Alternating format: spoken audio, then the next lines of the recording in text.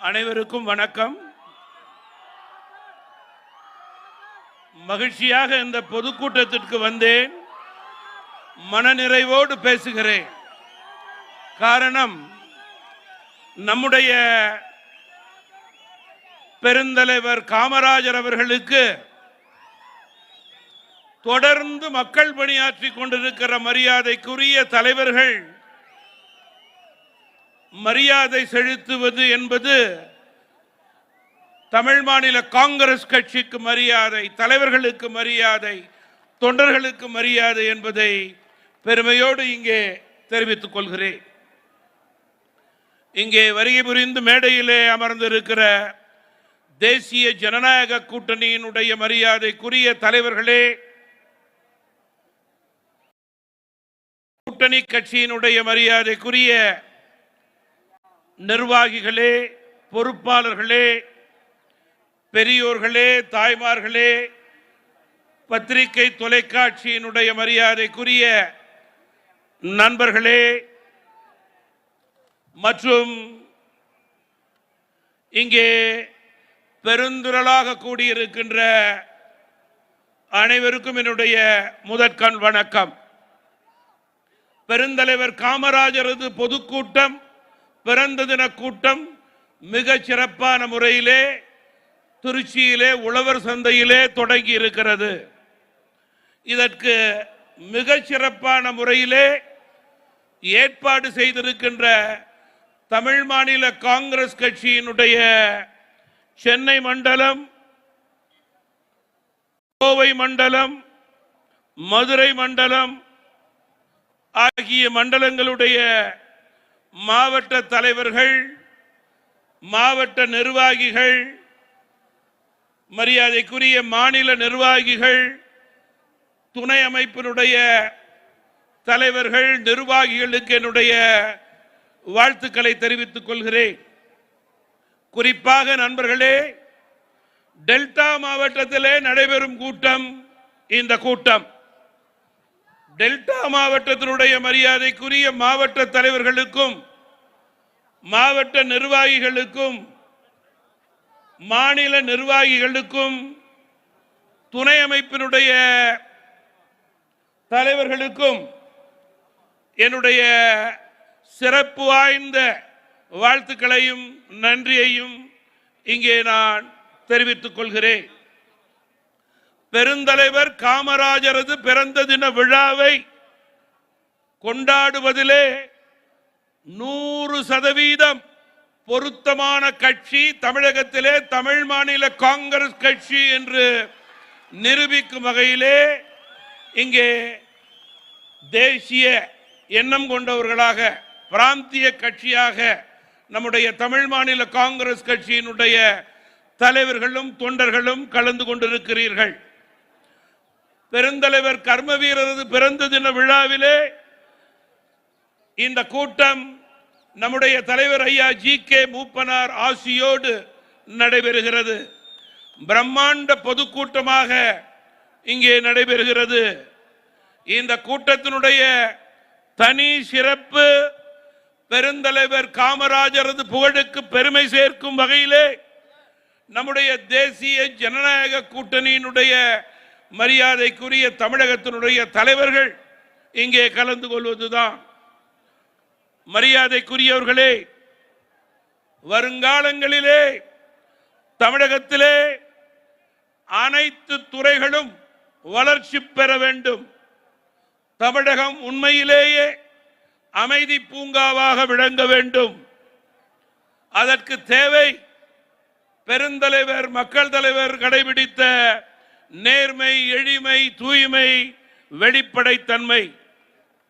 இந்த தாரக மந்திரத்தை தமிழ் மக்கள் எதிர்பார்க்கிறார்கள். அதன் அடிப்படையிலே ஒரு நல்லாட்சி தமிழகத்திலே அமையும் என்ற நம்பிக்கையிலே தமிழக மக்கள் இருக்கிறார்கள். 2026 நடைபெறவிருக்கின்ற சட்டமன்ற தேர்தலுக்கு வலு சேர்க்கும் மேடை இந்த மேடை. நாமெல்லாம் இங்கே பெருந்தலைவர் புகழ்பாட ஒன்று சேர்ந்திருக்கிறோம். அந்த வகையிலே நம்முடைய காலம், வரும் காலம், நல்ல காலம், வசந்த காலம், அதிலே மாற்று கருத்து இருக்க முடியாது. நண்பர்களே, நம்முடைய தேசிய ஜனநாயக கூட்டணியினுடைய தலைவர்கள் எல்லாம் மீண்டும் தமிழகத்திலே நல்லாட்சி ஏற்பட வேண்டும் என்று உறுதியேற்கும் வகையிலே இன்றைக்கு தமிழ் மாநில காங்கிரஸ் கட்சியினுடைய கூட்டத்திலே கலந்து கொண்டிருக்கிறார்கள். காரணம், பெருந்தலைவர் ஆட்சி காலத்திலே கல்வி, விவசாயம், சுகாதாரம், தொழில் என்ற தமிழகம் இந்தியாவினுடைய முதல் மாநிலமாக செயல்பட்டதை நான் இங்கே நினைவு கூற விரும்புகிறேன். மாற்றாக இன்றைக்கு தமிழகத்திலே நம்முடைய விவசாயினுடைய நிலை கவலைக்கிடமாக இருக்கிறது. உண்மையிலேயே விவசாயிகள் மருத்துவமனையிலே கோமாவிலே இருக்கின்ற நோயாளிகளை போல அவதிப்பட்டு கொண்டிருக்கிறார்கள். காரணம், இன்றைய பிரச்சனை காவேரி பிரச்சனை. கர்நாடக மாநிலத்திலே அணைகளிலே போதிய தண்ணீர் இருந்தும் காவிரி மேலாண்மை ஆணையத்தினுடைய உத்தரவை துளியும் மதிக்காத அரசு கர்நாடக காங்கிரஸ் அரசு என்று நான் குற்றம் சாட்ட விரும்புகிறேன்.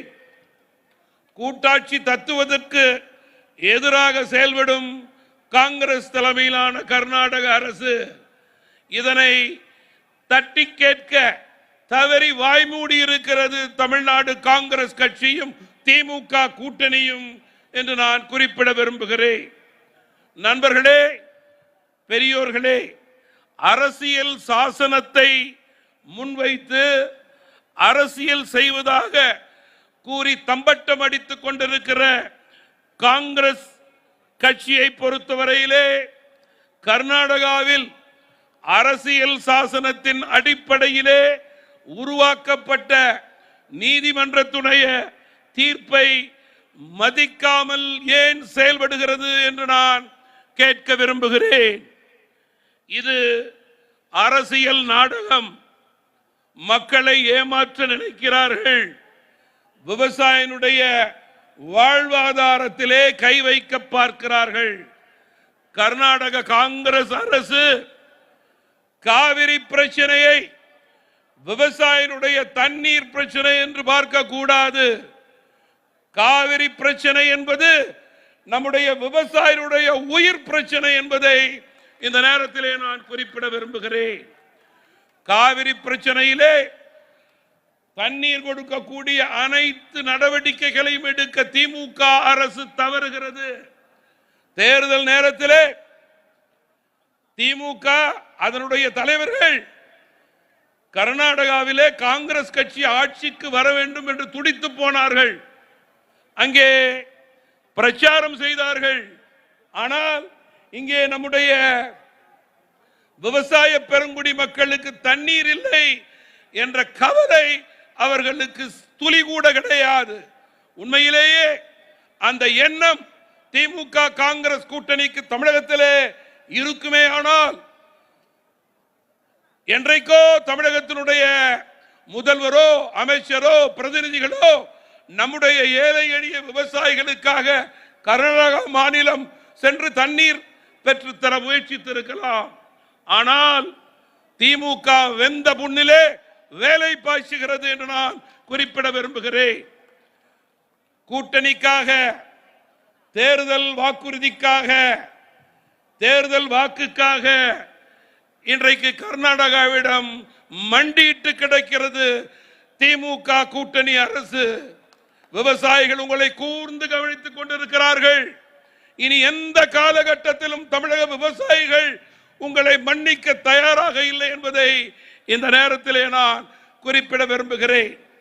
காவிரி, பாலாறு, முல்லைப்பெரியாறு உள்ளிட்ட அண்டை மாநில தண்ணீர் பிரச்சனையை கூட்டணிக்காக, அரசியலுக்காக, வாக்கு வங்கிக்காக திமுக விவசாயிகளுக்கு துரோகம் செய்கிறது என்று நான் மீண்டும் குறிப்பிட விரும்புகிறேன்.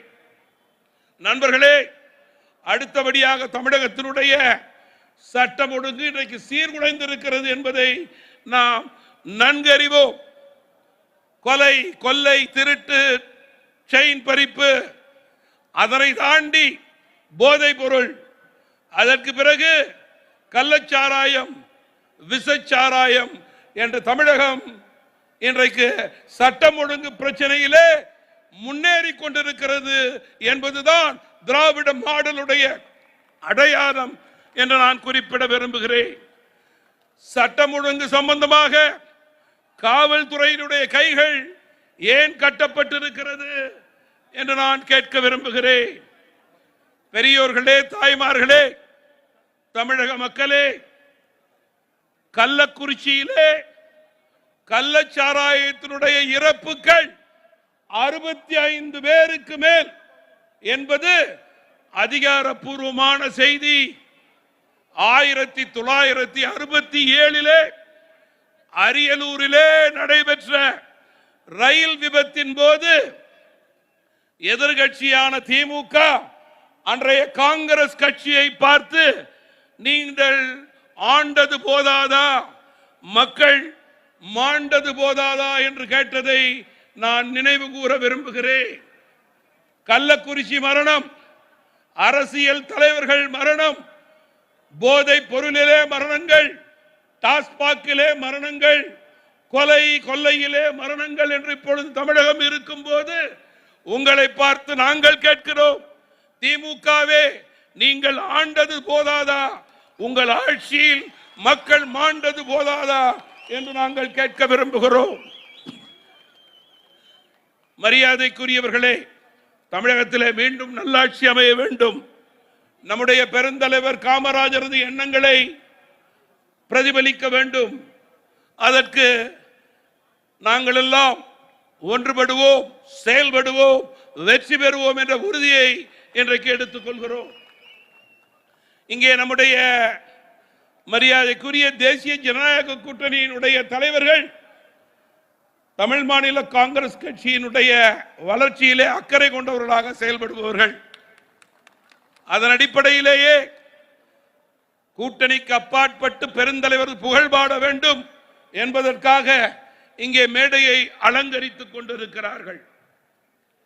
நம்முடைய பாரதிய ஜனதா கட்சியினுடைய மரியாதைக்குரிய தலைவர் திரு அண்ணாமலை அவர்கள் என் மண் என் மக்கள் என்ற பெயரிலே ஒரு நடைபயணத்தை மேற்கொண்டு தேசிய ஜனநாயக கூட்டணிக்கு வலு சேர்க்கும் வகையிலே அயராது பாடுபட்டவர். பாரத பிரதமரது திட்டங்கள்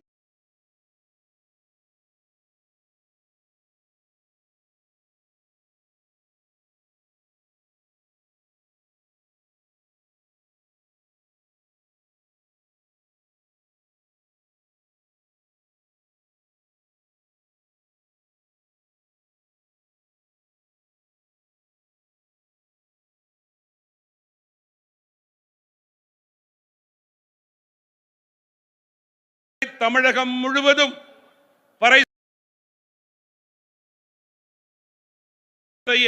சமூக நீதியை நிலைநாட்ட தொடர்ந்து இந்த வயதிலும் பணியாற்றிக் கொண்டிருக்கின்ற ஒரு மரியாதைக்குரிய தலைவர் ஐயா ராமதாஸ் அவர்களது வழியிலே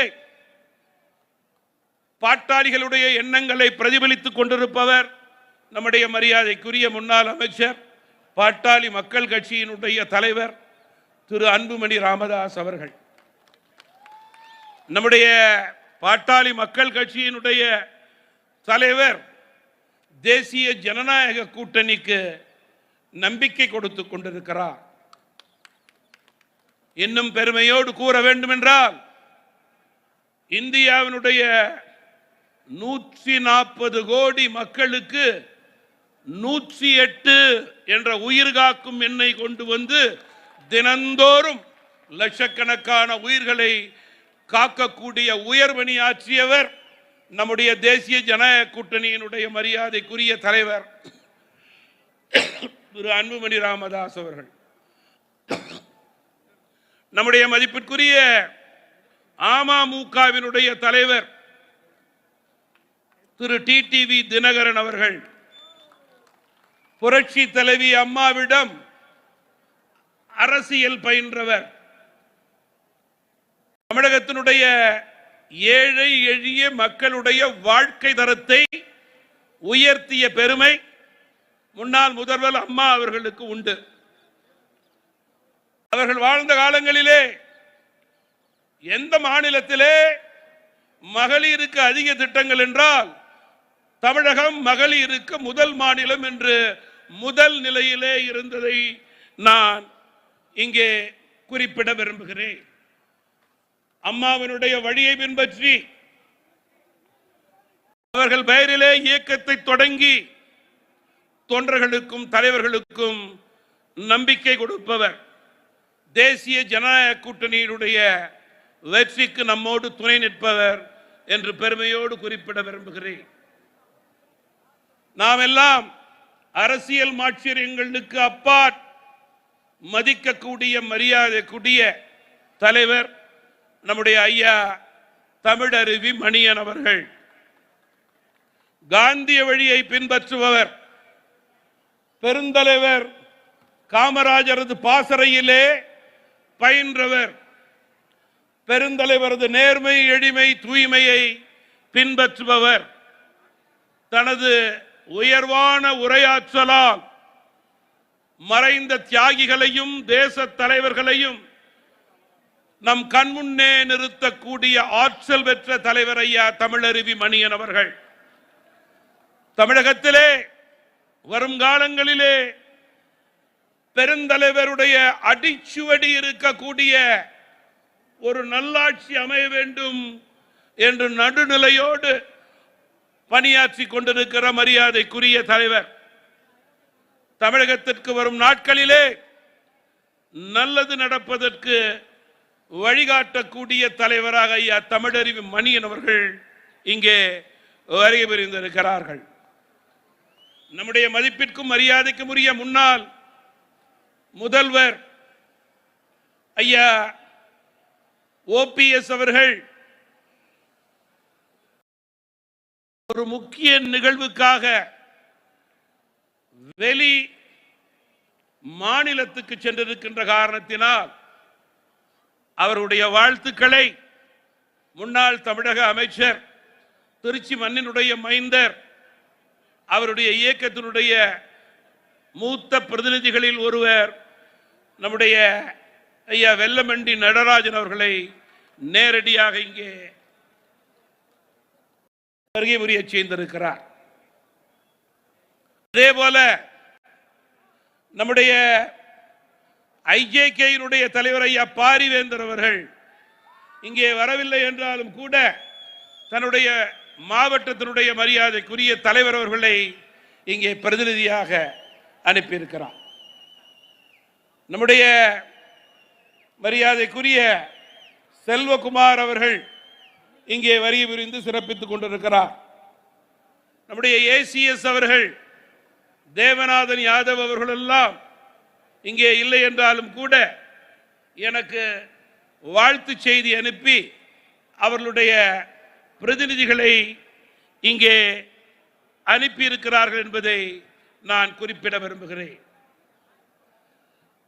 நண்பர்களே, பெருந்தலைவர் புகழ்பாட நடைபெறும் இந்த கூட்டத்திலே ஒரு முக்கிய செய்தியை நான் குறிப்பிட விரும்புகிறேன். தமிழகத்தினுடைய ஆட்சி மாற்றம் என்பது அவசியம் மட்டுமல்ல, அவசரம் என்பதை தமிழக மக்கள் நன்கு உணர்ந்திருக்கிறார்கள். நமது பயணம் இலக்கு 2026ஆம் ஆண்டு நடைபெறவிருக்கிற சட்டமன்ற தேர்தலுக்கு தேசிய ஜனநாயக கூட்டணியினுடைய கட்சிகள் நம்மை தயார் செய்து கொள்ள வேண்டும் என்று நான் இந்த கூட்டத்தின் வாயிலாக கேட்டுக்கொள்ள விரும்புகிறேன். தமிழ் மாநில காங்கிரஸ் கட்சியினுடைய தாரக மந்திரமான வளமான தமிழகம், வலிமையான பாரதம் என்ற ரீதியிலே இன்றைக்கு பாரத பிரதமர் திரு நரேந்திர மோடி அவர்கள் மிக சிறப்பான முறையிலே மத்தியிலே ஆட்சி செய்து கொண்டிருக்கிறார். அனைத்து துறையிலும் இந்தியா முன்னேற்ற பாதையிலே சென்று கொண்டிருக்கிறது. பாதுகாப்பான நாடாக இந்தியா இன்றைக்கு விளங்கிக் கொண்டிருக்கிறது. நல்லரசாக செயல்படும் மத்திய அரசை பிரதமர் மோடி அவர்கள் வரும் வருடங்களிலே வல்லரசாக மாற்றுவார் என்பதில் மாற்று கருத்து கிடையாது.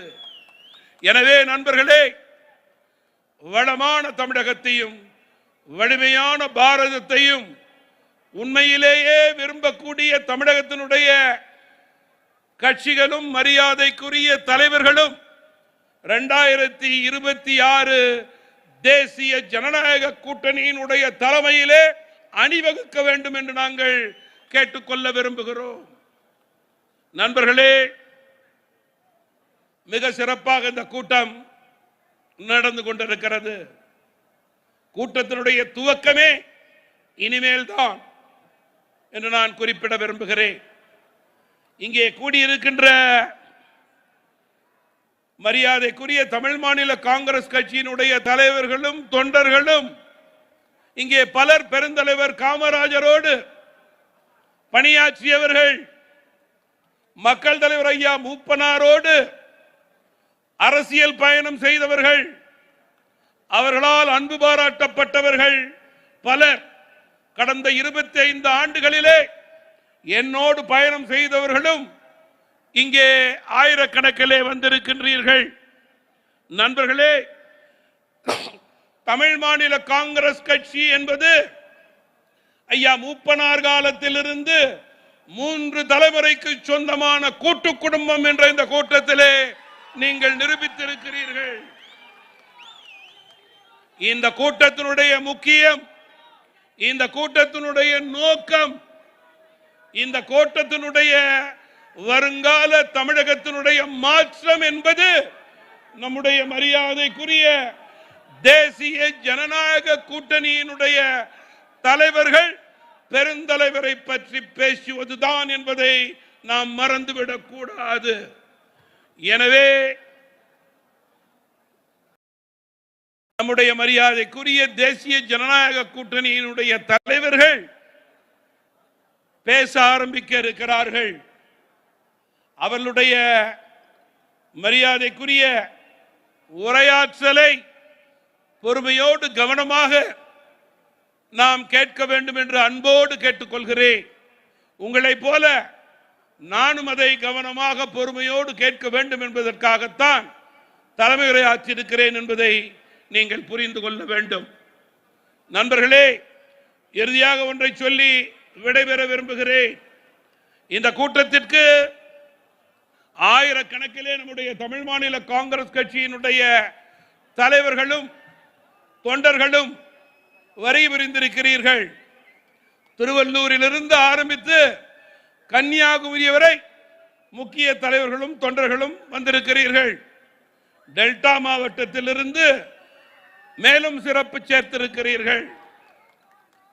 ஒரே ஒரு முக்கிய செய்தி, இந்த கூட்டம் முடிந்ததும் மரியாதைக்குரிய தமிழ் மாநில காங்கிரஸ் கட்சியினுடைய கூட்டு குடும்பத்தை சேர்ந்த தலைவர்களும் தொண்டர்களும் அமைதியாக, பொறுமையாக, மெதுவாக உங்களுடைய வாகனங்களிலே நீங்கள் உங்களுடைய வீடு போய் சேர வேண்டும் என்பதுதான் என்னுடைய வேண்டுகோள்.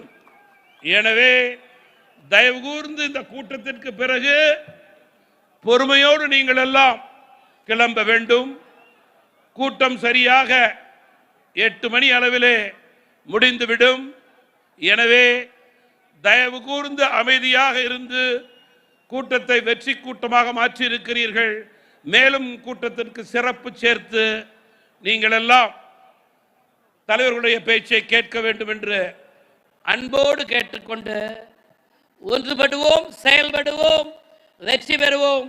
வளமான தமிழகம், வலிமையான பாரதம், பெருந்தலைவர் மக்கள் தலைவர் புகழ் பாடுவோம். பட்டி தொட்டி எங்கும் நம்முடைய கொடி பட்டொளி வீசி வீசட்டும், பெருந்தலைவர் புகழ் பாடுவோம் என்று கூறி மீண்டும் மேடையிலே அமர்ந்திருக்கின்ற மதிப்பிற்கும் மரியாதைக்கும் உரிய தேசிய ஜனநாயக கூட்டணியினுடைய தலைவர்கள் அத்தனை பேருக்கும் தமிழ் மாநில காங்கிரஸ் கட்சியினுடைய தலைவர்கள் கடைகோடி தொண்டன் சார்பிலே இருகரம் கூப்பி நன்றி கூறுகிறேன். இங்கே வருகை புரிந்திருக்கின்ற அத்துணை பேருக்கும் நன்றி கூறி விடைபெறுகிறேன். வணக்கம்.